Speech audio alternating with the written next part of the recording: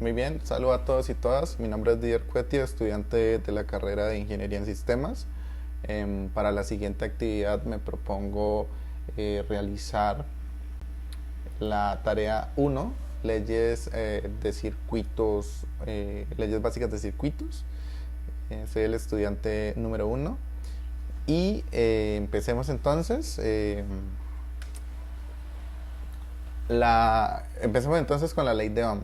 La ley de Ohm es una relación que existe entre el voltaje, la corriente y la resistencia que puede existir en un circuito. Digamos que para los circuitos más básicos hay tres elementos clave y con dos de estos elementos podemos calcular el tercero. Si tengo el voltaje y tengo la resistencia, puedo calcular la corriente. Si tengo la corriente y tengo la resistencia, puedo calcular el voltaje.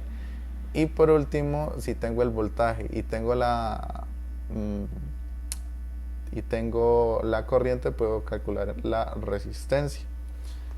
Básicamente en un circuito sí tenemos estos tres elementos y nosotros entonces podemos utilizar esta ley que fue creada por el físico alemán Gregor Simon Ohm para poder pues, calcular con precisión cuáles son los elementos indicados de nuestro circuito. Seguimos con la ley de corriente de Kirchhoff. La ley es también conocida como la ley de nodos de Kirchhoff y nos sirve para calcular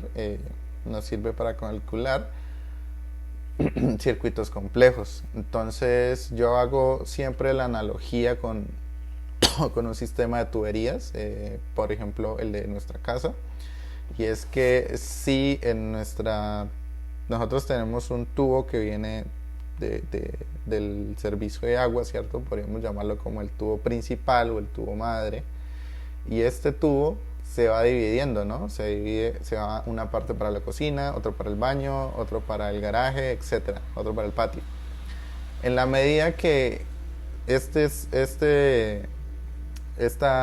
tubos pues se van saliendo diferentes ramitas, diferentes partes, diferentes bracitos, la cantidad de agua baja. Y dicho esto, si nosotros sumáramos de vuelta todos los tubos, debería darnos la cantidad de agua inicial, ¿sí? La cantidad de agua que llega pues, desde nuestro tubo principal. Esta es la ley de corriente de Kirchhoff. El siguiente es la ley de voltaje de Kirchhoff, ¿sí? También conocida como la ley de mallas de Kirchhoff, y se utiliza también para, de la misma forma, analizar circuitos complejos. Y esta nos establece que todas las caídas de voltaje deben ser, la suma de estas caídas de voltaje deberían ser igual a cero. Esto significa entonces que si, volviendo al ejemplo de mis tuberías, si cada vez que nosotros abrimos una llave en la casa, la presión del agua, la presión con la que llega el agua del tubo madre, pues esta merma, ¿no? Entonces si yo por ejemplo abro en el primer piso todas las llaves, en el segundo va a bajar un poquito menos. La ley nos dice que si nosotros sumáramos la presión de todas las llaves abiertas en la casa, esta presión debería ser igual a la cantidad de presión que llega inicialmente desde el tubo madre. Seguimos con la relación entre la resistencia y la temperatura. Digamos que la parte que más, el elemento que más nos hace referencia para explicar la relación de la resistencia con la temperatura es un bombillo, porque básicamente un bombillo es una resistencia, ¿sí? El filamento que podemos ver en la imagen dentro del bombillito es una resistencia que se calienta, es decir, su temperatura aumenta llegando al punto de producir luz. ¿sí? Y dadas las propiedades del elemento que tiene, el filamento que tiene el bombillo, pues hace que no se queme del todo, sino que se mantiene pues iluminando, y es lo que nos ilumina el hogar. Más o menos sigue un principio similar los LEDs.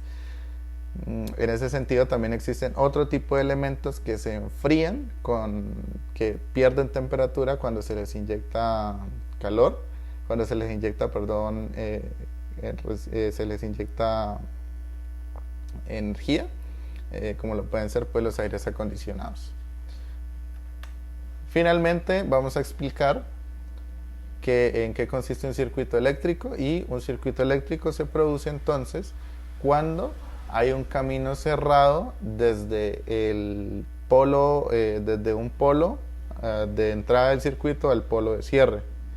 Si hacemos un puente y este puente no tiene ningún tipo de consumo, lo que va a pasar es que va a ocasionar que se caliente, si es por ejemplo dos cables, va a ocasionar que se caliente demasiado al punto de quemarse o al punto de explotarse. Entonces, como no hay ningún tipo de resistencia eléctrica, esto va a hacer pues que el vivo ejemplo está en el dibujito, y es que digamos que el muñequito está sosteniendo la fase del neutro de la energía de su casa, y eso pues le está haciendo que le pase corriente, está haciendo él está haciendo el papel de resistencia, pero pues la cantidad de energía es demasiada. Finalmente pues aquí están las fuentes de donde yo pude investigar. Espero que me hayan entendido, y eso sería todo. Gracias.